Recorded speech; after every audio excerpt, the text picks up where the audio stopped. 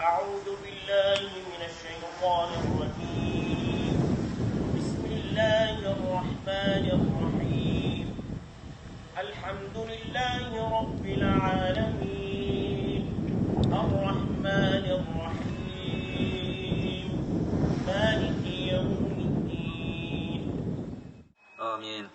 الحمد لله والصلاة والسلام على رسول الله. жараткан Аллахым окулган Кур'ан аяттарынын саваптарын мына ушул жерде жаткан биздин шейит болуп кеткен аталарыбыз кеченки 7 апрелдеги окуяларда ушу жерде шейит болгон бир туугандарыбыз жана башка кечеки Баткен окуясындагы бүтүн шейиттердин арбактарына багыштаган болдук. Кудай Таала жаткан жерлерин жайлуу, топурактарын торко кылсын. Раббана атина фид дунья хасана ва фил ахирати хасанatan ва кина азабан нар.